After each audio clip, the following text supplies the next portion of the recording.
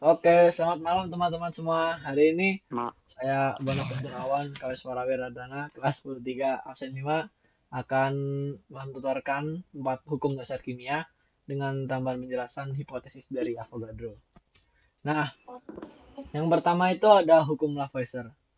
Hukum ini itu menjelaskan kalau eh, massa suatu zat itu sebelum direaksikan akan sama dengan zat yang telah direaksikan. Contohnya di sini kita ada unsur 2H2 plus O2 sama dengan 2H2O. Nah, kalau misalnya H2-nya ini 4 gram dan O2-nya ini 32 gram, berarti 4 tambah 32 kan 36. Jadi 2H2O itu pasti hasilnya 36 gram. Analoginya tuh sama aja kayak kalau kita mau bikin nasi telur. Kita butuh telur sama nasi. Telur sama nasi kalau ditambah jadinya nasi telur kan. Gak mungkin bakal ada cabai tambahan gitu atau bakal ada sosis. Gitulah. Selanjutnya ada hukum Proust. Hukum Proust ini dikemukakan olehnya pada tahun 1927 dan ia tuh menyatakan kalau senyawa kimia itu terdiri dari unsur-unsur yang perbandingannya itu selalu tetap.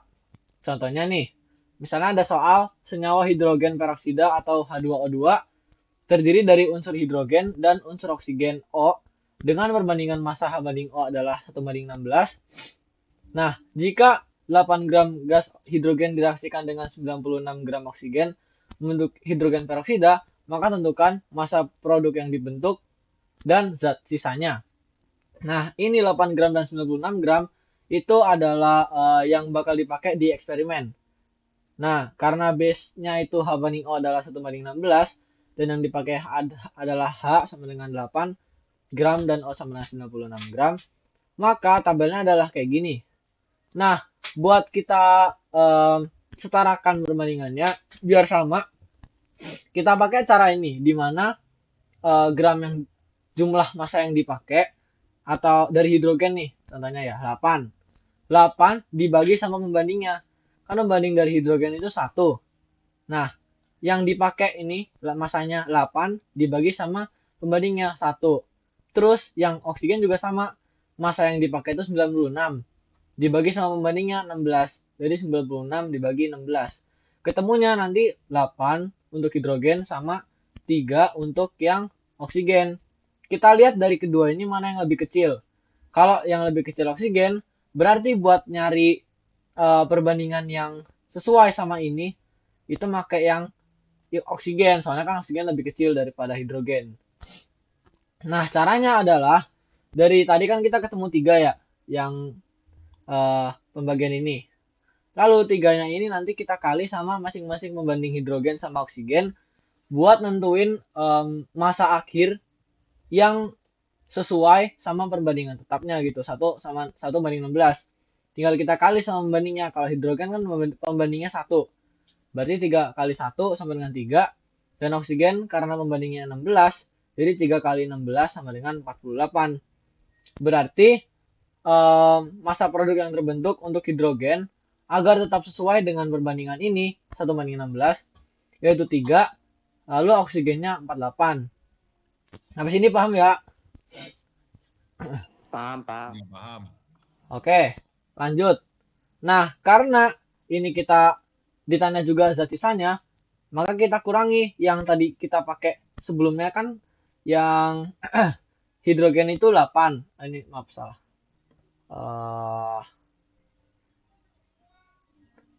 Harusnya 8. Terus ini jadi berapa? 5. Nah, karena yang dipakai di awal maka dikurangi sama yang dipakai. Yang dipakai biar sama-sama perbandingan awalnya 3. Jadi sisanya adalah 8 dikurangi 3 yaitu 5. Udah, terus yang buat oksigen juga sama caranya.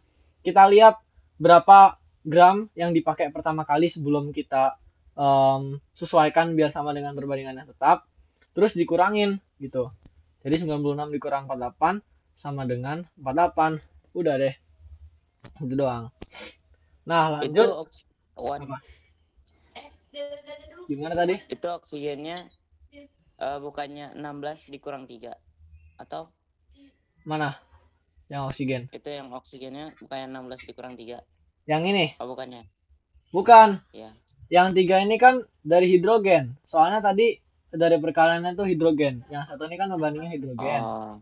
Yang 3 ini yang kita pakai. Jadi 3 kali 1 gitu hidrogennya.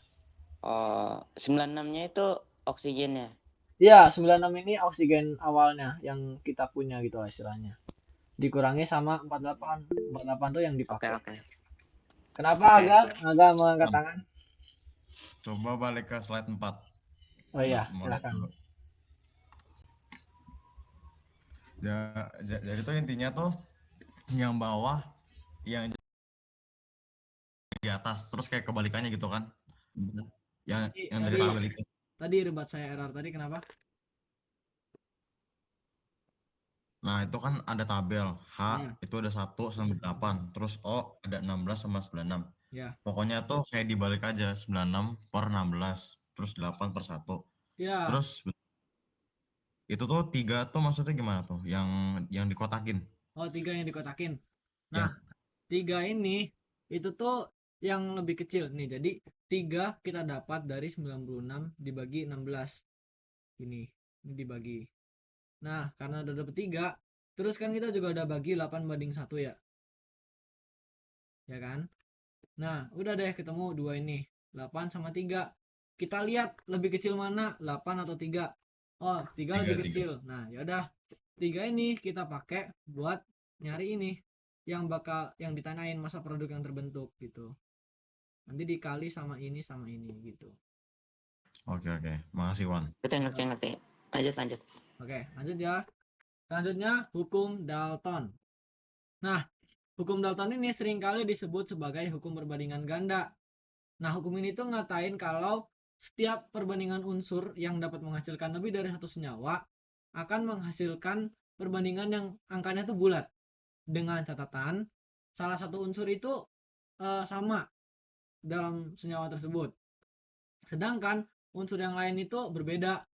Unsur dengan perbandingan berbeda inilah yang hasilnya nanti itu akan bulat perbandingannya. Contohnya gini. Misalnya ada H2O sama H2O2. H2O ini kan perbandingannya ada H sama O. H sama O itu kan perbandingannya 1/8. Ini tuh dari nomor massa ya. Terus perbandingan massa H sama O ini kan H2. H2-nya ini kan 1. Terus O itu kan 8. Nah, kalau misalnya O-nya sekarang 2, berarti 1/16 kan? Nah, perbandingan massa antara H2O dan H2O2 itu 8/16 sama dengan 1/2. Kenapa yang kita pick itu 8/16? Karena di sini kan ada tertulis kalau salah satu unsur dalam senyawa tersebut sama ya. Nah, kita lihat di sini kalau 1 H2 di sini itu sama-sama 1. Nah, yang beda apa? 8 sama 16. Ya udah, berarti ini kita pakai buat nyari perbandingannya. 8/16 hasilnya 1/2. Dan 1/2 ini hasilnya bulat, berarti sesuai sama hukum Dalton gitu. Sampai sini paham ya teman-teman? Wan, gue punya 2 pertanyaan. Apa tuh, Aga? Yang pertama gue tuh mau mastiin doang. Itu kan perbandingan H2O, H2-nya 1, O-nya 8. Ya. Selanjutnya H2O2 itu H2-nya 1, O-nya tuh 16. Itu kira-kira bener nggak kalau misalkan 16 itu karena ada 2 di O-nya itu? Iya. Soalnya kan di yang pertama nggak ada nih, nggak ada 2-nya, makanya dia tetap 1 dong. Iya, benar-benar. Soalnya ini kan O1 tulisannya tuh. Nah, ini O2 tinggal dikali 2 gitu. Terus yang kedua, boleh diulang nggak? Tadi kenapa yang di pick itu 8 sama 16? Oke. Jadi, kita pick 8 dan 16 karena di hukum Dalton itu tertulis kalau salah satu unsur dalam senyawa itu sama. Ini kan ada 2 unsur ya dari senyawa ini, ada H sama O. Nah, yang H2 dari kedua senyawa ini tuh kan udah sama nih perbandingannya 1 sama 1. Nah, yang beda itu kan tinggal O-nya. 8 sama 16. Ya udah tinggal kita pakai buat perbandingannya. 8/16. Jadi perbandingan antara senyawa H2O dan senyawa H2O2 adalah 1/2 berdasarkan perbandingan oksigen gitu. Oke, makasih Wan. Yuk. Kalau berdasarkan perbandingan H-nya beda lagi ya, Wan? Sebenarnya bisa juga sih. Bisa juga. Caranya gini. Nih. eh Kan tadi ini 8 sama 16. Terus ini dikali 1, ini dikali 2. Nah, ini berarti juga harus dikali 2 gitu. Gitu doang sih. Tapi menurutku ya kalau misalnya ini udah diketahui sama gitu, 1 sama 1, mending pakai yang udah sama aja. Gitu. Oke, ngerti. Yuk, lanjut ya, hukum Gay-Lussac. Nah, jadi hukum Gay-Lussac ini adalah hukum yang menyatakan bahwa pada suhu dan tekanan yang sama, volume gas yang bereaksi dan volume gas hasil reaksi berbanding sebagai bilangan bulat yang sederhana. Contohnya nih gini, hukum Gay-Lussac itu juga menyatakan rumus ini ya teman-teman. V gas A per V gas B itu sama dengan coef A per coef B. Misalnya ada reaksi 2H2 gas plus O2 yang juga gas. Jika direaksikan maka akan menghasilkan 2H2O gas. Nah, perbandingannya adalah misalnya kita kali 1 semua nih. Ini kita kali 1. Berarti kan koefisien dari oksigen yang ini nih. Ini kan 1 ya. Ya kan? Terus koefisien yang hidrogen itu kan 2. Nih 2. Maka produknya juga 2. Gitu. Nah, kalau misalnya mau kita pakai perbandingan 2, alias ini tuh kita kali 2 semuanya, satu reaksi ini, maka harus dikali 2 semua biar sama. Yang hidrogen ini kita kali 2 jadi 4, terus yang oksigen juga kita kali 2 jadi 2, terus yang produk alias yang ini nih juga kita kali 2 jadi 4 gitu. Ini jadi 4. Nah, hasil yang perbandingan 2 ini adalah ini. Dan kalau misalnya kedua reaksi ini kita bandingin, itu nanti perbandingannya bakal sama gitu. Nah, rumus ini itu tuh ada syaratnya. Yang pertama itu semua unsur yang dipakai itu gas. Terus tekanan sama suhunya itu sama. Reaksinya juga setara persamaannya gitu. Ada yang mau nanya? Gua. Apa? Mungkin pertanyaan simpel ya, tapi kalau misalkan ada soal, itu tuh bakal dikasih tahu nggak? Misalkan senyawa itu gas ataupun yang lain. Iya, iya. Kira-kira. Oke. Seringkali dikasih tahu. Terus, Oke. wait. Persamaan reaksi setara itu boleh diulangin nggak? Nah, persamaan reaksi setara ini bakal aku jelasin di slide selanjutnya, yaitu di hukum Avogadro. Ini aku langsung ke contoh soalnya aja deh. Bukan di sini, ding. Langsung aja lah aku jelasin di sini ya. Oke, jadi persamaan yang setara itu bisa kita simpulkan jadi setara kalau misalnya nih dia ada H2, ada 4 juga. 4 kali 2 8 kan, berarti ini berarti 8. Terus ada 2 O2. 2 dikali 2 4. Berarti ini 4. Nah, 8 ditambah 4 itu berapa? 12 kan? Ya kan?